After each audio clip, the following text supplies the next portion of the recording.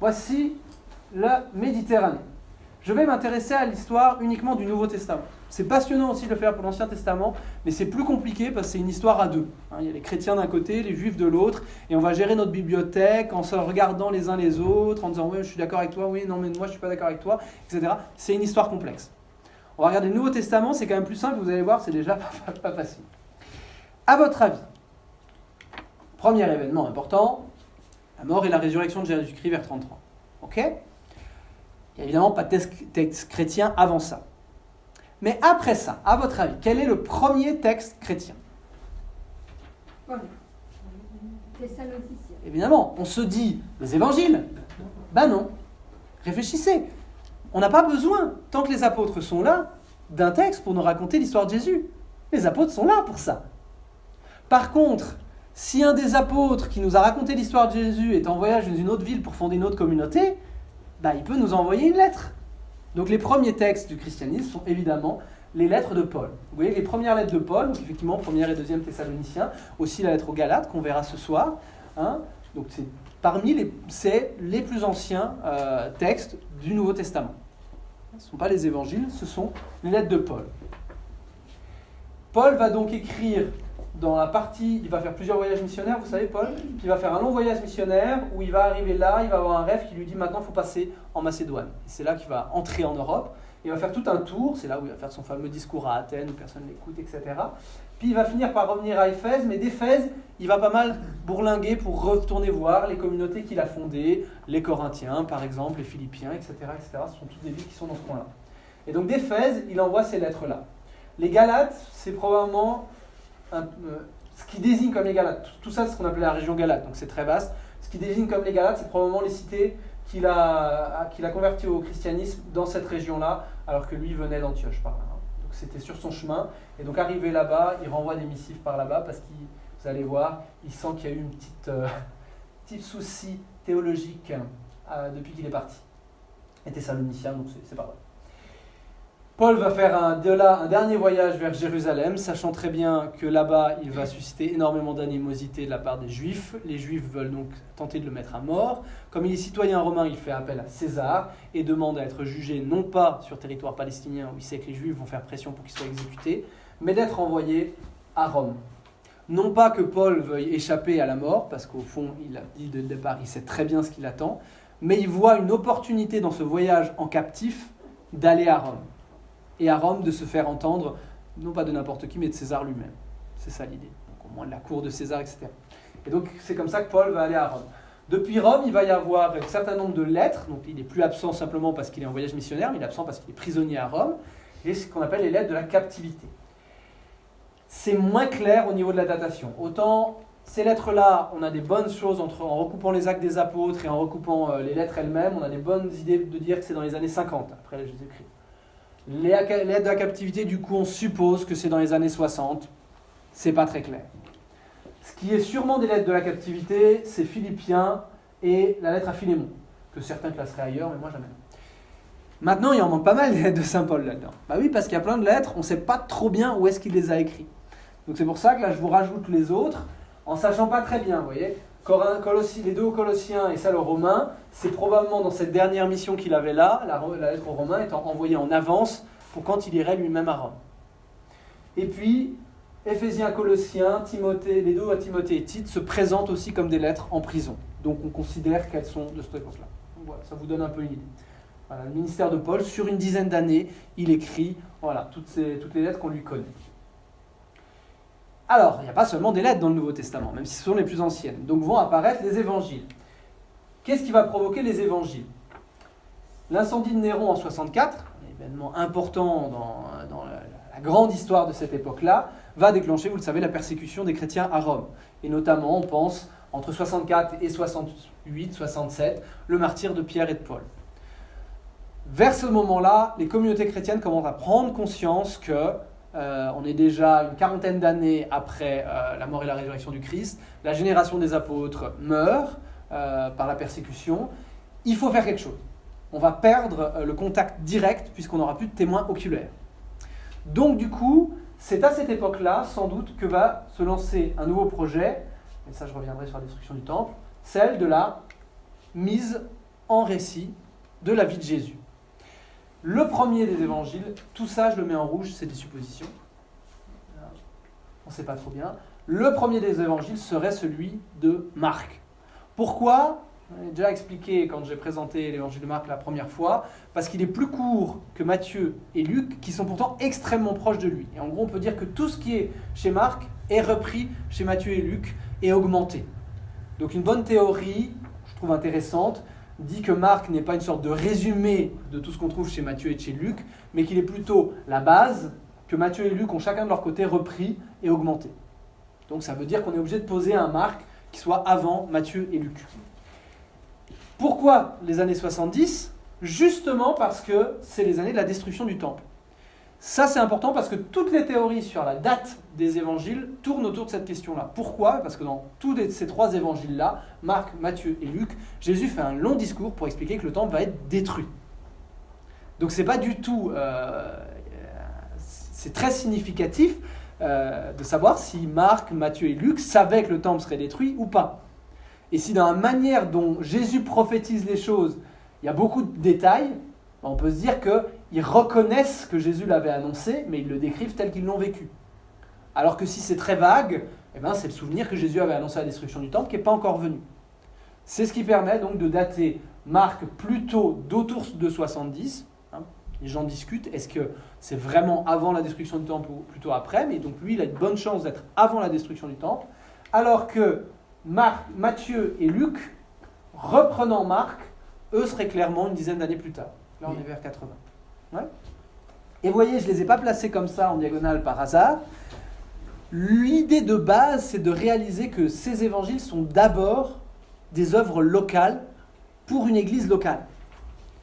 Marc, plusieurs recoupements, des traditions anciennes nous disent que c'est le Jean-Marc qu'on trouve dans les Actes des Apôtres, le Marc qu'on trouve à la fin de la lettre de Pierre et le Jean-Marc qu'on trouve à la fin d'une des lettres de Paul.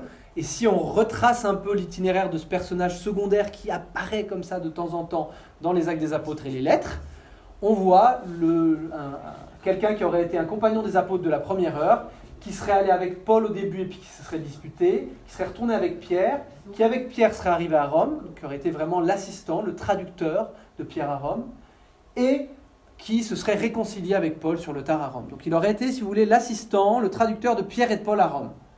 Et donc la tradition ancienne dit explicitement, en fait, ce qu'il a écrit, c'est uniquement la mise par écrit de l'évangile de Pierre. Donc toute la prédication de Saint Pierre a été mise par Saint Marc en récit, et donc l'évangile de Marc serait directement la prédication de Pierre. C'est des suppositions, avec des traditions anciennes à l'appui, ça se défend, on ne peut pas être sûr, mais ça se défend assez bien. Donc ce serait un évangile écrit à Rome.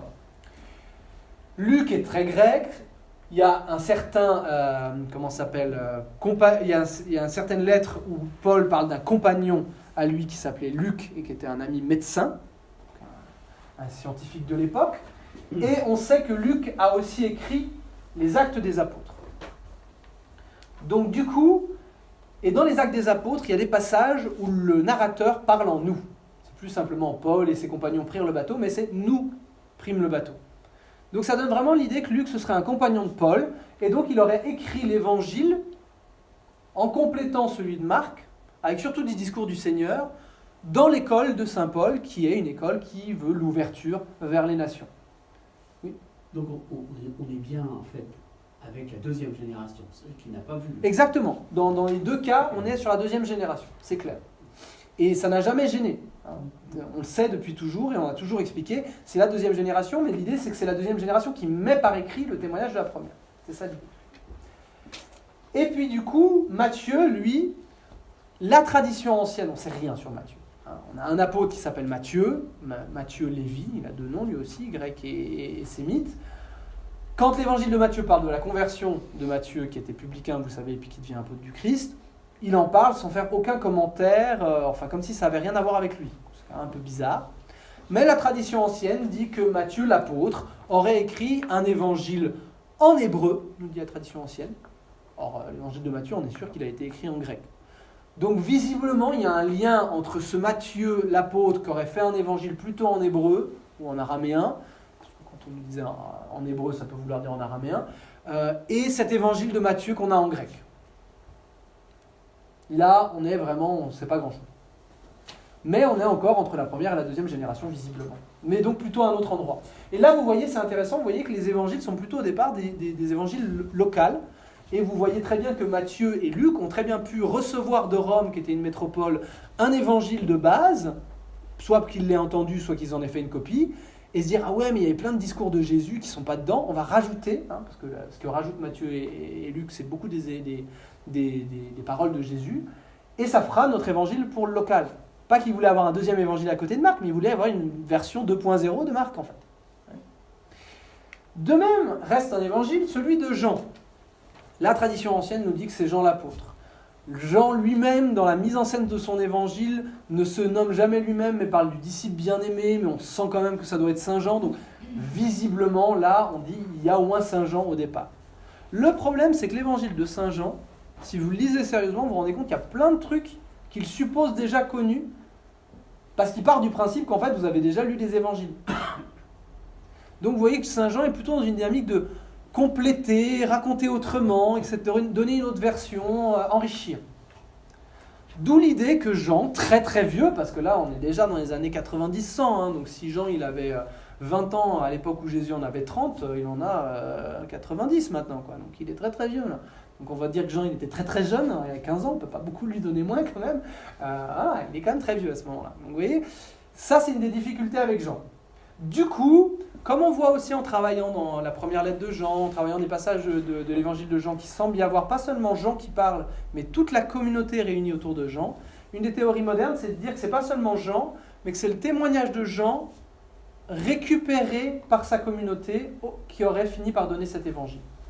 Donc il y aurait une communauté de Jean. Je l'ai mis là parce que la tradition dit que Jean est à Éphèse et que la tradition ancienne dit que c'est là qu'il aurait écrit son évangile. Donc vous voyez, là aussi c'est de la deuxième des générations, c'est-à-dire c'est une communauté qui prend le témoignage de ça. Donc on est tout à la deuxième génération, et vous voyez les 4 évangiles avec les actes sont là, les lettres de Paul, les 4 évangiles. Paul a dit passez la lettre aux voisins, donc on commence à faire des collections de lettres de Paul, on les recopie, on commence à avoir un petit carnet de les lettres de Paul. Pareil, les évangiles commencent à circuler, ah bah tiens, Matthieu il a fait un évangile en Palestine, c'est bien, on va le mettre à côté de Saint Luc, etc. Saint Jean a fait, c'est intéressant, ça faut avoir. Puis vous voyez comment les communautés, peu à peu, donc vers le début du IIe siècle, vont commencer à avoir un Nouveau Testament avec une base qui est les 4 évangiles et les actes, et les lettres de Saint Paul, en grande partie. Il y a des textes chrétiens qui gravitent autour, des lettres de Saint Paul, non pas adressées à des communautés, mais à des personnes, des lettres de Pierre, des lettres de Jean, des lettres d'un certain Jacques, d'un certain Jude, et puis ces textes un peu bizarres qu'est l'Apocalypse de Saint Jean. Tout ça, ce sont des textes qui ont aussi été écrits pendant le 1er siècle, ou vraiment au tout début du 2e, et qui sont peu à peu ajoutés à la bibliothèque, parce qu'ils ont le même souffle que les autres. Ce sont des lettres d'un apôtre, si on prend celle de Paul, pourquoi pas celle de Pierre, etc. etc. Et vous voyez comment peu à peu la bibliothèque se constitue. Sauf qu'à l'époque, il n'y a pas que cela. Il y a aussi d'autres textes, tout à fait chrétiens et tout à fait bien, et tout à fait du 1er siècle aussi. Vous avez par exemple la lettre de Clément de Rome à Corinthe, vous avez le pasteur d'Hermas, vous avez la lettre de Barnabé, vous avez la didascalie des apôtres, vous avez un évangile de Thomas, un évangile de Pierre. Vous voyez, il y a des textes comme ça qui gravitent autour. Bon. Et là, vous êtes devant, donc vous avez cette image de bibliothèque, vous êtes devant cette bibliothèque, les gens savent que le plus important, c'était le petit bloc là, mais vous voyez qu'il y a une zone grise là, ce côté-là, là en bas. Zone grise, on ne sait pas trop, est-ce que ça fait partie de la bibliothèque ou pas? Et bien en fait, paradoxalement, c'est pas d'abord les chrétiens qui vont se dire, il faut faire le tri, enfin c'est un chrétien, mais un chrétien qui va dévier. C'est la première grande crise de l'Église, c'est qu'un homme arrive, s'appelle Marcion, et Marcion, c'est un philosophe à la base. Et lui, il devient chrétien, mais le Dieu de l'Ancien Testament, c'est pas Dieu. Non, c'est pas possible. C'est trop, il est en colère et tout ça, lui c'est un philosophe, il sait que Dieu c'est pas possible, etc. Donc il rejette le Dieu de l'Ancien Testament. Et tout ce qui lui paraît dans le Nouveau Testament ressembler au Dieu de l'Ancien Testament, il l'enlève aussi. Donc Marcion prend son couteau et clac, clac, clac, clac, clac, clac, clac, clac, vous voyez, il enlève tout ce qui lui plaît pas. Donc il laisse en gros que l'évangile de Luc et des lettres de Paul. Tout le reste il enlève. En disant ça c'est pas bien, c'est pas chrétien. L'Église, la grande Église, comme on l'appelle à l'époque, on ne peut pas encore dire l'Église catholique, mais en disant cette espèce de communion qu'il y a déjà entre tous ces pôles chrétiens qui commencent à s'organiser autour de Rome, autour d'Éphèse, etc., réagit très violemment à ça en disant non, non, non, c'est n'importe quoi. Il ne faut pas enlever des textes dans la Bible, parce que si tu enlèves des textes, on perd tu sapes les fondements de notre foi et tu décides de toi-même quelle est notre foi. Il faut recevoir ces textes et pas décider qu'est-ce qui est bon, qu'est-ce qui n'est pas bon. Donc la première réaction, vous voyez, du canon, ça va plutôt être de défendre les textes. Hein, pas de les enlever, mais de défendre les textes. Donc là, on est, vous voyez, au milieu du IIe siècle. On est vers 1140, vers 140 après Jésus-Christ. Marcion prend son couteau et découpe le Nouveau Testament. Réaction, on garde tout. Sauf que le problème, c'est qu'entre-temps, il y a pas mal de nouveaux qui se sont ajoutés à la bibliothèque. Alors, vous avez une deuxième lettre de Clément, vous avez une apocalypse de Pierre, vous avez de nouveaux évangiles, un certain évangile de Marie-Madeleine, un évangile de Judas, tiens, bizarre, l'évangile de la vérité, l'évangile de Jacques, la sagesse de Jésus-Christ, etc., des trucs comme ça qui sortent. Puis en les lisant, là, les responsables des églises disent, attendez, il y a des trucs, ça va, hein, la deuxième lettre à Clément, rien à dire, elle ressemble à la première, pourquoi pas. L'évangile de Jacques, c'est un peu miraculeux, mais il n'y a rien contre la foi. Alors l'évangile de Marie et de Judas, c'est bizarre, hein.